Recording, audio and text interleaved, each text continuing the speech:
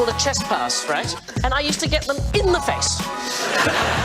I just wanted to know that she respects the game of netball.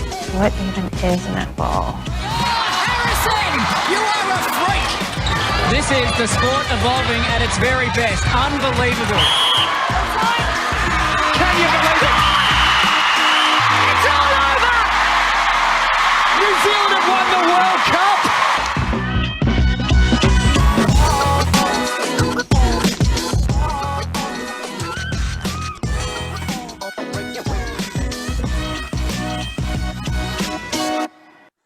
No mai ki te hōtaka o te Nete Poro Kiwi. Welcome to former Southern Steel captain Wendy Frew. How are you? Yeah, good, thanks. Thanks for having me. Joining us now is ANZ umpire Gareth Fowler. Kia ora. Kia ora, Bridget. Thanks for the opportunity to come and meet with you and Wendy today. No worries. You're also an international umpire, went to Liverpool last year. What was it like umpiring at the World Cup? Oh, it's absolutely incredible. I mean, the atmosphere was out of this world. It was particularly prevalent when the African nations were playing, and specifically Zimbabwe. The stadium there, the M&S Bank Arena in Liverpool, just went off. I mean, it was an absolute honour and a privilege to be out there umpiring the best players in the world. There were obviously some really intense matches. And I mean, I had the benefit as well of having front row seats for the semi-final and final involving the Silver Ferns. So it was a pretty incredible experience. Gareth, how did you get into umpiring? Did you play yourself?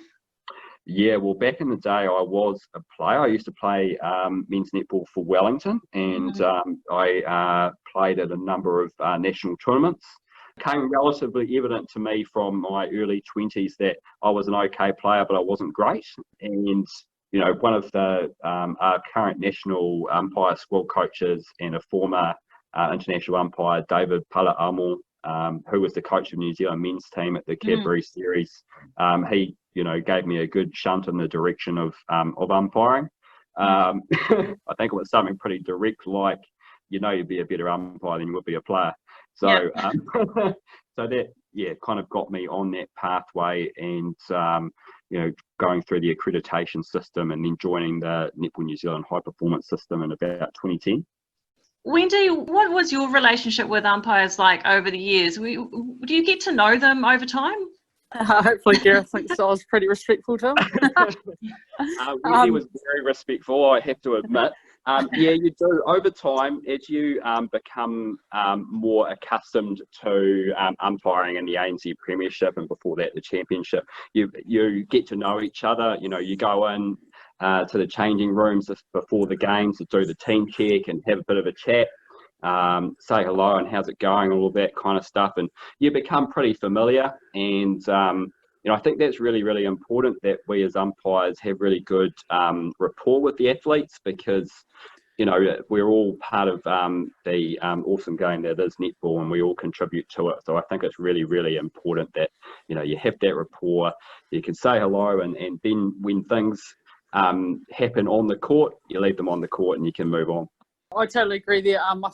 I know for me being captain, I thought it was really important to have a good relationship with the umpires. On the court, you know, there's the odd heated thing that happens, or you might call a held ball, which, you know, we're not supposed to do as players. But for me, yeah, I try to have a good relationship, and sometimes after a game, is there anything my team can work on moving forward? Or I noticed, you know, a Goldie got pulled heaps. Where does she need to tidy up? I think it's really cool if you can have those good relationships, make sure it's professional, and at the end of the day, it's trying to make the game a better spectacle and flow better. So, yeah, people like Gareth, when I was involved, was extremely professional and quite open, which is really cool these days.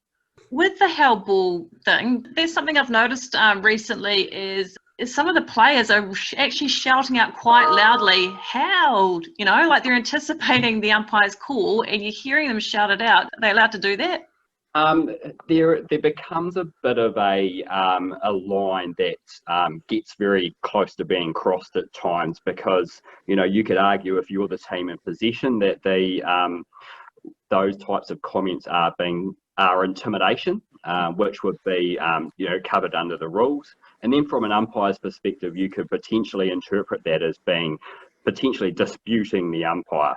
But, you know, at the end of the day, you know, it's a high pressure professional environment where people are, you know, needing to win, and that's really important. So, you know, you as an umpire, you become accustomed to a level of gamesmanship, you know, and there is obviously, you know, intent behind that from, you know, the team's point of view in terms of wanting to win games, and, you know, having that passion and drive for netball. And, you know, we understand that. We have to kind of judge on a case-by-case basis where, you know, that the line has been crossed. And, you know, we've seen some times this year through the ANZ Premiership where, you know, players have come into that intimidation situation, you know, calling held when they're standing right in front of the person shooting the ball. That's when it's very clear that that's intimidation. And I just wanted to ask you about a few rule tweaks that came in this year. And I think one, which is actually quite major, is the short pass rule. For as long as I can remember, it was always there had to be enough room for a third player to get between the pass. But now it's just an arm. Can you clarify that for us? I certainly can, Bridget, and you know, I have to admit it's not my most favourite rule. And so the wording of the rule is that there needs to be enough room on court for a player to be able to intercept the ball with a hand as it moves from the hands of the thrower to those of the receiver. So it's become very specific, which has really limited the distance, because, you know, we've got some incredibly skilled athletes out there who can, you know, have massive closing speed. They can get into a short distance quickly and cleanly and get the ball. And yeah, it does make it really tough, I have to admit, for the defence, because you know, good attacks are utilising it well. And I think what we'll find with rules like the short pass rule is that the rules advisory panel, who is an international panel who basically are the custodians of the rules, they do regularly provide interpretation updates of various rules, and they also review the rule book itself every 4 years normally through the World Cup cycle. And this, over the past 4 years, so going back from 2016, we had a new rule book. We also got one again in 2018, and then a new one following the World Cup last year. So, you know, these things are regularly updated. The 2016 rule book, for example, was a massive step change from the previous probably 16 or so years of iterations of rule books. So, yeah, there are constant tweaks that go on, because at the end of the day, we all want what's right for the game. Yeah, I keep buying new rule books each year, and then I don't get around to reading them, and then and then there's a new one that replaces it anyway. I hear you. Yeah. There are many people around the country, many umpires, budding umpires at the local centres who have had the same problem for sure. Yeah, I mean, when your new rule comes in, there's usually some theory behind it, like for less whistle, for example. Do you know, was there a reasoning behind the new short pass rule? My understanding is that this was brought in because of the increased skill and tenacity of defenders to get what traditionally has been thought as difficult, well, impossible to get ball. So that's my understanding. However, you know, I couldn't categorically state that, I'm afraid. Yeah, Wendy, as a wing defender, yeah, I mean, this just makes it a bit more difficult, doesn't it? Yeah, obviously I've been a player for so long and I've never been allowed to comment about this stuff, so it feels a bit nerve-wracking me doing so. But to me, the way I see that rule is you're pretty much never going to get called for a short pass unless you physically hand your team the ball, the way, you know, the wording is of the new rule. And I personally aren't a fan of it. I think it's a massive advantage for the attacking side, or, you know, whoever's got in possession of the ball. And yeah, you can kind of see a lot of even on the circle edge, when you have a wing attack feeding your goal attack nice and tight on the circle edge, you used to get the odd short pass there, but now you can pretty much just drop it in front of them. So yeah, I'm not too much of a fan of it. So Gareth, that extends to when you get a shooter doing a throw-in from the baseline and they use the post to get themselves in. So does that mean that can be a lot shorter now? So I think going back a number of years, there was no kind of short pass regulation at all to playing the ball off the post. So you Right. could stand next to the post and just like bat it off as long as you didn't have contact with the ball as it hit the goalpost. You could sit there and do that for the whole game, which wouldn't have been very nice. So there's still a short pass rule that does apply to throwing the ball off the post. I think that there still needs to be the ability for an offender on court to be able to intercept that ball, so get a hand to it. I think that the big part about throwing the ball off the post is that at a throw-in is that the player who's thrown it in needs to return to the court before they can pick the ball up. And we've noticed that there has been an increased prevalence of the use of the post at throw-ins this year. I've certainly noticed it. I don't know if you guys have. Absolutely, yeah. As a result of this change, yeah. Interesting. Gareth, the other one I wanted to clarify, the lift or the hoist. With the goaltending rule, the way that Anna Harrison did the lift back in the day when she first brought it to the game, would that be legal now under the new goaltending rules? It would be illegal.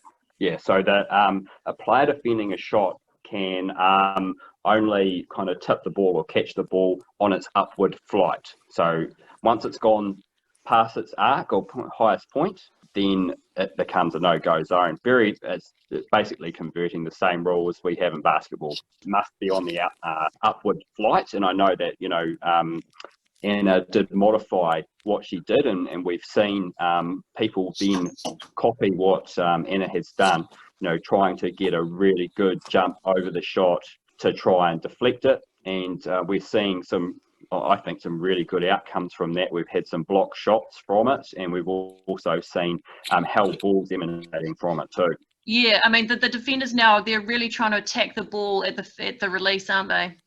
Yeah, they absolutely are, yeah.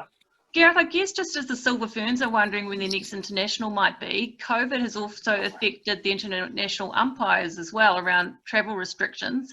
Do you have a pretty tight network where the international umpires are kept up to date with this stuff? Yeah, so the international netball umpires are looked after by the International Netball Federation, and we have an international umpire manager based in the UK who keeps us updated with what's going on with the INF's discussions around COVID-19. And you probably are aware recently the INF released a new policy for the appointment of umpires, basically an interim policy until we work our way through the pandemic. Which will allow for the appointment of non-neutral umpires. I think that might be music to the ears for some netball fans who actually have wanted to see that happen. Wendy, do you have any strong opinions on neutral umpires, or the opposite, where it should just be the best umpires in the world controlling the game? Yeah, I can see why, they have the whole New Zealander can't umpire the Ferns, but yeah, for me it should be the best umpires in the world. I think umpires are professional enough not to let if they're reffing the country they play for, they're professional enough to ref it as they see it and not be biased. But yeah, I can see why there's always a conversation around it, but at the end of the day you've got the two best teams playing in a final, and you should have the two best umpires because they're going to control the game the best, and that's what you want in those big games. If you were to ref a New Zealand, a Silver Ferns Diamonds game, would that make you feel a little bit nervous? Well, most games make me feel nervous, Bridget, but look, I think, there would be pressure, and I think, but like in any sport, there is politics, and I think that it would be an absolute honour to be appointed to such a game. You would feel that added kind of burden. However, we regularly are kind of umpiring the, Silver Ferns at trial or practice matches. And last year we did at the Cadbury Series, which was obviously a non-INF sanctioned event. So, I think it would be exciting to do before, but, you do kind of think, oh God, what if you make a decision that could be then seen to be biased, or for want of a better term. And I think we're all familiar way back, I believe it was 1998 or thereabouts, where things started to change in the appointment of neutral umpires to games, and that we've heard horror stories about what things used to be like. I think for that, like in any big game, there's going to be pressure calls and pressure situations, and I guess the only down for that is if an umpire made a mistake at a crucial time, as we do as players and umpires do, then if they were from that country, there'd be a lot of backlash, which wouldn't be ideal. But I've always been a big believer as a player, you make a lot of errors in the game and the umpire's going to make the odd one too, but you just hate if it decided a World Cup match and, it came back and someone was at the end of the stick for it, which shouldn't happen, but you can see it happening these days with sports and passionate fans and all that, and the media. I think that's a really good point, Wendy, because like you say, umpires do make errors, and we're trying our darndest to be in the right place at the right time and see the right thing, because we're trying to pick up as many players as we can and also prioritise the right decision to make, because sometimes there could be 3 or 4 things happening at once, and we try really hard as a group to work together. And you will have seen a number of occasions in this year's ANZ Premiership where there have been formal appeals between umpires, and often we don't see the subtle communication between each other to try and get things right. And we are trying to get a really good balance out there around what's best for the game. Do we want to penalise something quickly to allow a penalty to be taken quickly, or is it better to play advantage on an infringement, or what is actually interfering? So what do we actually need to call?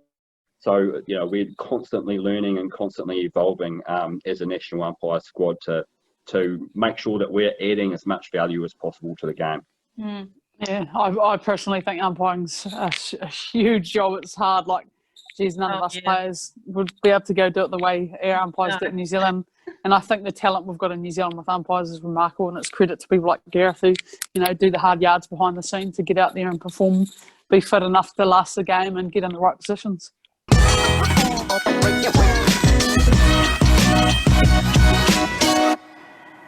Unfortunately, the penultimate weekend of the ANZ Premiership could be affected by COVID-19. We've got the Auckland Derby between the Mystics and Stars on Friday. That's likely to be called off. Mystics are also scheduled to host the Waikato Bay of Plenty Magic on Saturday. We'll have to wait and see. Wendy, I guess we're lucky that the grand finals have already been confirmed, the Tactics and the Pulse, 23 August in Invercargill. Fingers crossed that won't be affected. How pleased are you that the Tactics have made that grand final? Obviously pretty exciting for the Tactics. They haven't played in a final, and I think it's really been rewarding for the season they had. They recruited really well in the off-season. Obviously got a few good signings, one being Tapaya Selby Rickett, big signing for them, and she's really stepped up in those red and black colours. So I think Mystics are a little unlucky to not be there, but Tactics certainly put their hand up and getting the win on Pulse the weekend obviously cemented their spot. So pretty exciting for them as a franchise. That game between the Pulse and Tactics did feel a bit flat, but I guess it was the second game of the weekend for both sides. A kind of a dress rehearsal for the grand final, but not a result we can read too much into, given the Pulse were without Amelia Anticanasio and Maddie Gordon.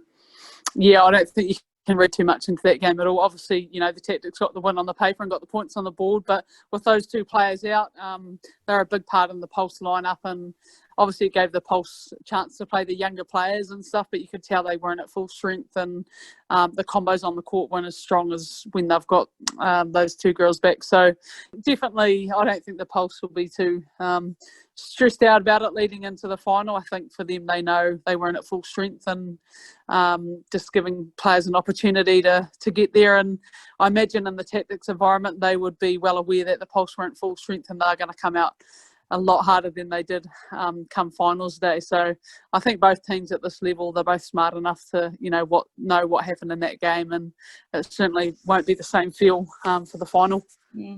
Do you think it's really helped the Tactics to see that they've sort of really developed a consistent lineup? I think that's been very beneficial for them. a lot of teams, e.g. the Mystics, they've been making lots of subs, and I just think it's unsettling at times.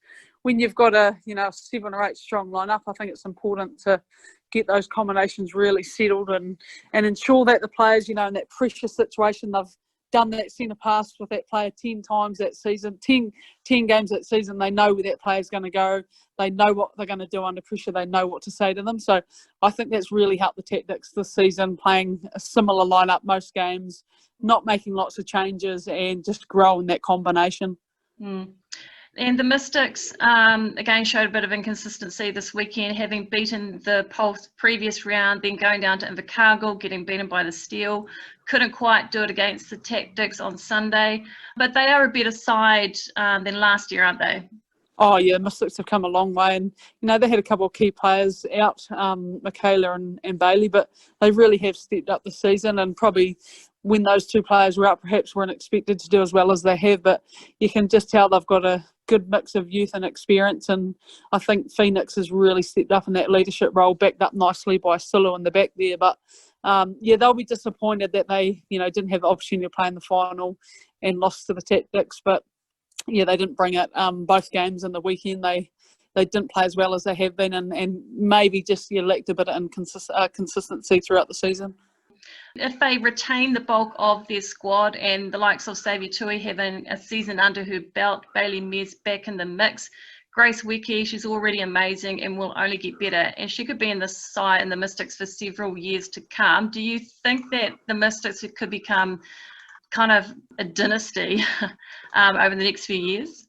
Yeah, I think they certainly can if they, go about their business right, keep the right players they need to, get the right players in the mould, and make sure they're really trying to develop in that off-season and maybe work on that consistency and trying to cement that kind of 7-8 player starting lineup.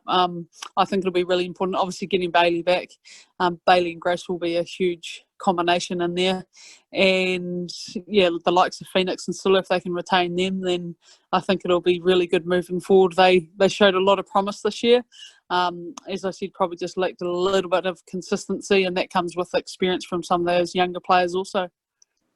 The Steel have obviously been knocked hard by injury, losing 2/3 of their shooting end to ACLs. Khalifa McCollum, though, for the Steel, she's been great, hasn't she? Yeah, she's really stepped up, I think, towards the start of the season, just finding her feet in a new country and a new team and a new environment. A little slow at the blocks, but the last few weeks she's been outstanding for the Steel. Her accuracy's been really, really great the whole time, but just the connections have grown, and you can just see a bit more fire in her belly the last few weeks. So I've really enjoyed watching her develop, and brings a completely different game than any goal attack in the league. So yeah, really cool to see her playing for Steel, and yeah, every week I think she's got better and better. Gina Crampton and Shannon Saunders in the mid-court. It's like they have an invisible string between them. They just never get on top of each other. And you've played with them, obviously. They work so well in tandem, don't they?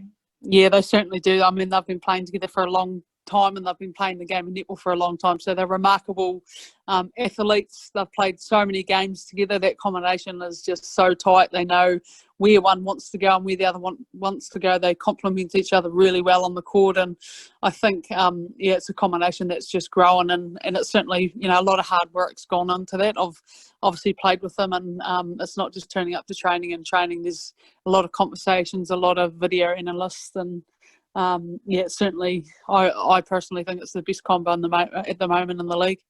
How sort of heartwarming was it to finally get some home games down at Invercargill last weekend? Yeah, the crowd loved it. They got the girls up against the Mystics and got them a good win.